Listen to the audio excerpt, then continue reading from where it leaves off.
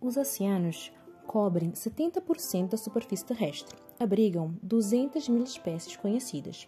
Foram palco da criação da vida e, mesmo assim, só conhecemos 20% de sua imensidão.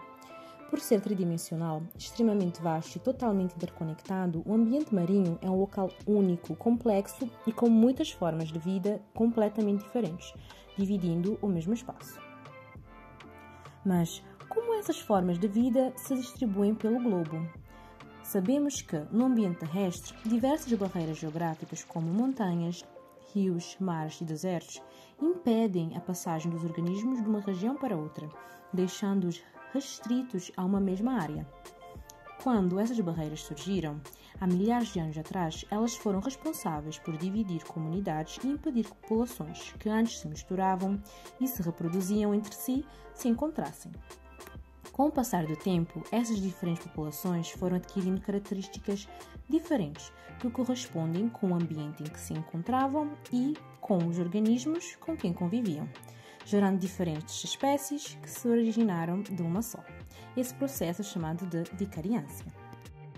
Já nos oceanos, a história é um pouco diferente. O que impede que um organismo saia de uma região e vá para outra depende muito mais da capacidade de sobreviver às mudanças físico-químicas das massas de água do que da capacidade de atravessar barreiras geográficas, já que elas existem em menor quantidade. Mesmo a fauna e flora sésseis, ou seja, que não são capazes de se locomover, precisam enfrentar essas mudanças em sua fase larval. Assim, a capacidade de um organismo de conquistar o ambiente marinho e se distribuir ao longo dos oceanos depende muito mais do seu modo de dispersão e da sua habilidade de sobreviver a grandes variações físico-químicas do que da sua capacidade de superar barreiras geográficas. Quando olhamos os oceanos mais de perto, podemos encontrar diversos tipos de ecossistemas que acomodam os mais variados modos de vida. Apesar de ser extremamente complicado delimitar o fim de um habitat e o início do outro, conseguimos dividir o ambiente marinho em diferentes ecossistemas, que se diferenciam pelo tipo de substrato, aspectos físico-químicos da água e correntes marítimas, presença de nutrientes, produção primária, proximidade com os continentes, profundidade. E entre os ecossistemas, alguns dos mais conhecidos são o costão rochoso, os recifes de corais, estuários, manguezais, o mar profundo, as regiões polares, fontes hidrotermais e florestas de algas. A vida no ambiente marinho pode ser dividida em dois grandes domínios, sob o ponto de vista ecológico, denominados de zona pelágica e zona bentônica. A zona pelágica se refere a todo o ambiente que se encontra na coluna de água, abrangendo desde a superfície até áreas próximas do fundo. Já a zona bentônica corresponde ao fundo oceânico, costas e recife de corais. Na zona pelágica, características da água como correntes oceânicas, profundidade e temperatura são os principais elementos estruturais do seu biota. Por causa disso, ela é dividida verticalmente em outras zonas. A epipelágica, a mesopelágica e a batipelágica, onde cada uma destas abriga espécies adaptadas às suas diferentes características. Na zona bentônica, além das características da água, o tipo do solo também age como um fator impactante para os organismos. As variações entre esses dois ambientes podem ser muito grandes, causando uma alta especialização dos organismos que vivem nelas. Podemos comparar 3 espécies de peixes, uma que vive no ambiente bentônico e 2 que vivem no ambiente pelágico, sendo uma delas de grande profundidade: o linguado, o atum e o peixe diabo negro. Cada um deles apresentam características muito diferentes dependendo do ecossistema em que vivem. Mesmo sendo de grupos filogenéticos próximos, o impacto das diferentes características físico-químicas da água e tipo do solo na distribuição e nas características adaptativas desses animais é inegável. A dispersão no ambiente marinho é tão facilitada pela interconectividade do sistema que a taxa de espécies cosmopolitas é muito maior do que no ambiente terrestre. Até mesmo alguns organismos sésseis adquiriram a capacidade de se dispersarem durante a sua forma larval, aumentando sua área de distribuição. Na ausência dessa forma dispersiva, os organismos sésseis tendem a se manter restritos a determinadas áreas, ou seja, tendem ao endemismo. No ambiente marinho, as características abióticas têm altíssimo impacto na formação de populações e adaptações dos organismos. Ambientes onde as características abióticas são favoráveis apresentam uma diversidade maior de espécies. Essa grande diversidade gera uma maior intensidade nas interações bióticas, como competição, reprodução e predação. Assim, podemos dizer que há uma pressão seletiva mais voltada para sobreviver às interações bióticas, como em ambientes recifais. Já em ambientes onde as características abióticas são muito severas ou com alto grau de variação ambiental, é possível observar uma menor diversificação de espécies, com alto grau de especialização para sobreviver às condições ambientais extremas.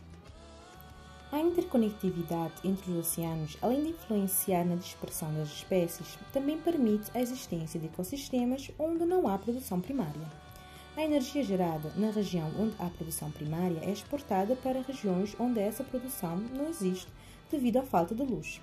Por meio da precipitação de detritos biológicos como restos de outros organismos, restos fecais, partículas de areia fina, massa de matéria orgânica e algas. Esse evento ocorre continuamente no fundo oceânico e é conhecido como neve marinha. Exemplos como transportes de micronutrientes via correntes marítimas também sustentam vida em regiões onde ela não seria possível sem a interconectividade oceânica. Com isso, compreende-se que a distribuição dos organismos marinhos em escala global está altamente correlacionada com a circulação dos oceanos e suas diferentes características físico-químicas, além da falta de barreira geológica entre as diferentes massas de água, aumentando a capacidade dispersiva das espécies oceânicas. Os movimentos das placas tectônicas também influenciam na distribuição dos organismos marinhos, formando ou removendo barreiras geográficas presentes no ambiente. As alterações geográficas alteram continuamente o fundo oceânico, tendo mais impacto nos organismos da zona bentônica. Se levarmos a história da Terra em consideração, diversos eventos alteraram consideravelmente a superfície terrestre, criando e fechando grandes passagens oceânicas do planeta e gerando grandes barreiras geográficas que mudaram completamente a distribuição dos organismos da época e que definem como as distribuições são até os dias atuais. Grandes movimentos como a ruptura do Gondwana, por volta de 200 milhões de anos atrás, representam momentos onde a diversidade marinha sofreu grande impacto. A separação das grandes massas continentais estão relacionadas com o aumento da diversidade, já a agregação continental sozinha tem apenas um pequeno efeito negativo ou estabilizador dessa riqueza. Os grandes movimentos tectônicos moldaram a distribuição e evolução de diversos organismos marinhos. O cavalo marinho é um dos melhores exemplos de como os movimentos impactaram sua distribuição geográfica. Apesar de serem maus nadadores, ou seja, com baixa capacidade de se dispersar, estão presentes em todos os oceanos. Sua origem foi descrita a partir do fóssil mais antigo do grupo, na região do mar Mediterrâneo. Assim, fica a questão: como que hoje são encontrados em todo o mundo? A teoria é que ancestrais dos cavalos marinhos se prendiam em algas marinhas, conseguindo viajar pelo oceano através da correnteza. Assim se moveram do sudeste da Ásia e foram em direção ao oeste. Atravessaram a abertura entre os continentes da África e Eurásia, podendo chegar até o Oceano Atlântico. De lá, passaram pelo vão entre o norte e sul da América, podendo colonizar o Oceano Pacífico, obtendo assim uma distribuição globalizada nos dias de hoje. Apesar dos impactos causados pela tectônica de placas, as comunidades marinhas atuais têm formação relativamente recente, acompanhando sempre as alterações climáticas e a disponibilidade de nutrientes.